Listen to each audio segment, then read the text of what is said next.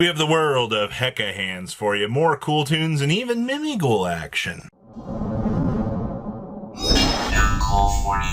You guys smash the crap out of that subscribe button so you guys don't miss out on more awesome content. So we're diving into the world of illusions today with Hecahand good stuff. Now, Hecahands is a deck that, I mean, what, your most interesting pieces cost you 5 points, and I mean, this is probably one of your best starters you could have, but also, we are playing the Nightmare Apprentice in here. I do think that the Nightmare Apprentice is a very strong piece of the puzzle that you do want to have in this deck, because its job is to basically toggle you into getting a Fiend in the graveyard, so you can basically set up and go into the big guy down here, which usually is what Tartaros's job is for.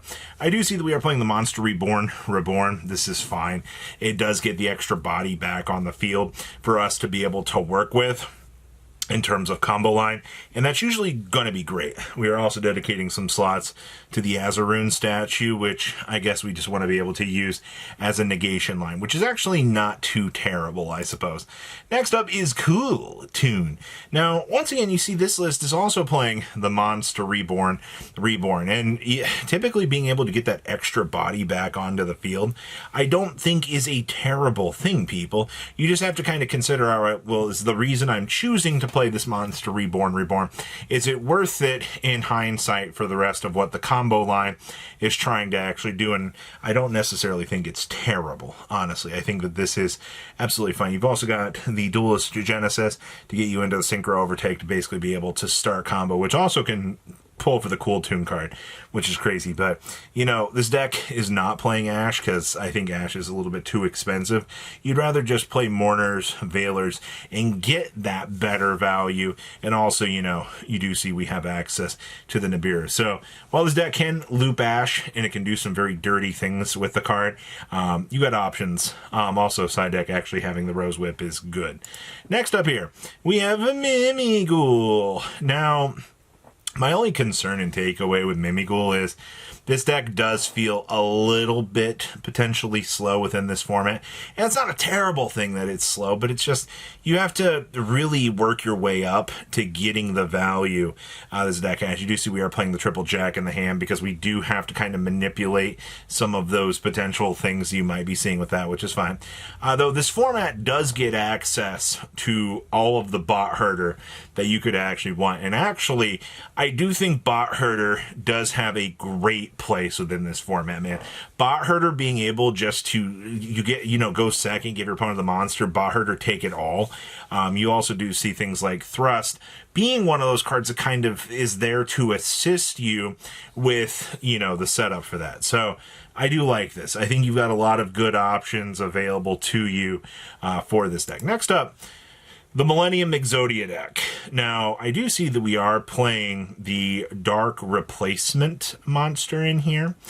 And that's because I guess they're trying to get access to some of the cuter little fusion ideas that you might be having here. You've also got Morganites out the wazoo in here.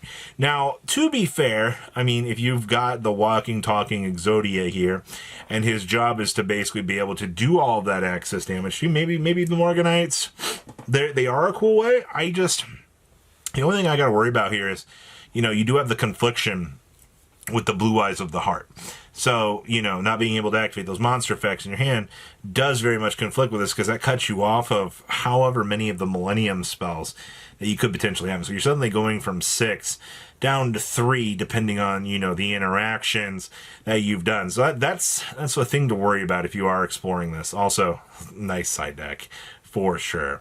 Next up here, we do have some Sword Soul with the True Draco package. Now, unfortunately, within this format, you don't get access to Masterpiece because it's just too expensive, which is one of the hindrances of this meta, which is fine.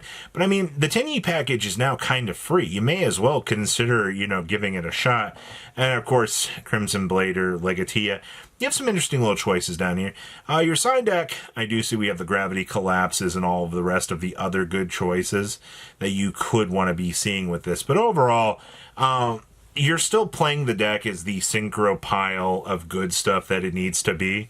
It's just, you know, having access to the extra little support from the True Draco or the King of Calamity stuff does, I think, work out a little bit more in the deck's favor. So not actually too bad. And then we've also got, so I do love Megalith. I think that this deck was one of the funner options that you could have played. But man, it is so painful knowing that the state that this deck has been left in after all was said and done. Going with the double chaotic elements in here, which is fine. Your best spell card is now a 33-point pile of not much you can really do. Your extra deck, I mean, Code Igniters are fine. It's not really something I'm going to be doing, but their main focus here is they wanted to do incantation plays.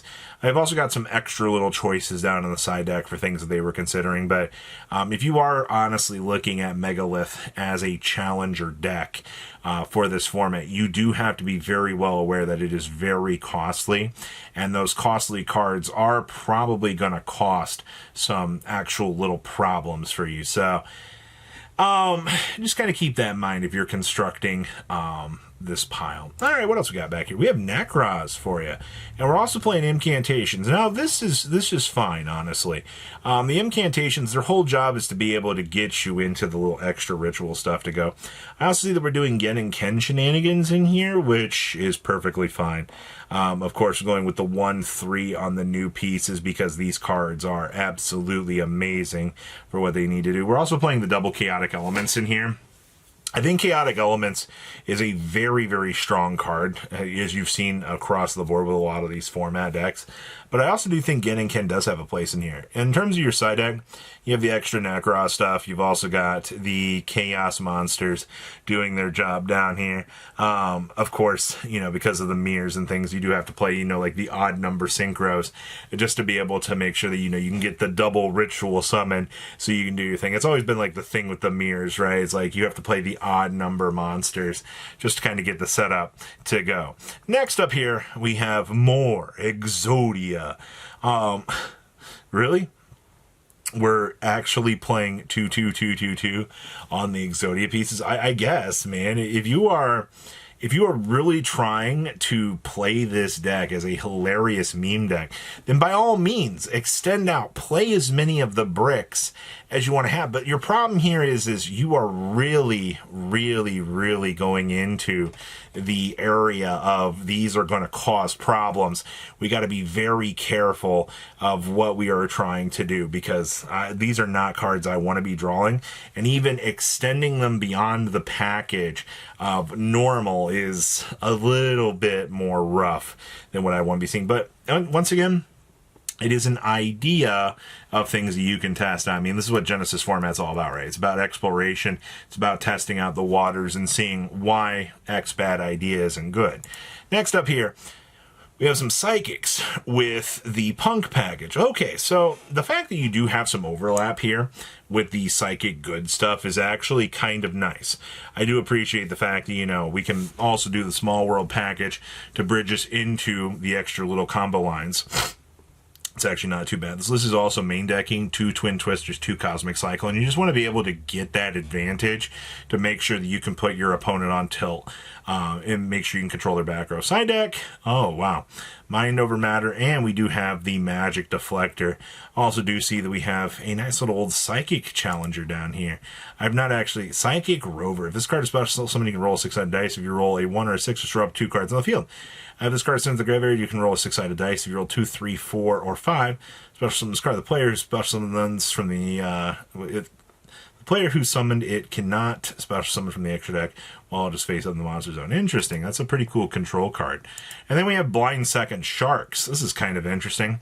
Being able to go second with this, they actually did leave us a note. You want to go second with the loss of Droll. This deck is in a fantastic spot to go second and blow out an opponent. Crack their board and swing for game. You have access to multiple 1-card combos and even 2-card combos that can outright end the opponent, which is not bad. Of course, all the 7 Tachyon stuff. And here you have the Ultimate Slayers to kind of clean up. Droplets to do your board breakers. Side deck, I mean, you have all of the stuff that you want to be seeing down here. So, interesting. I do like this. So what do you guys kind of think about the little interesting little tech choices and things from this format? Please leave a comment down below. Tell me what you guys think. And I'll see your beautiful faces back here in a day, guys. Patrons, thank you.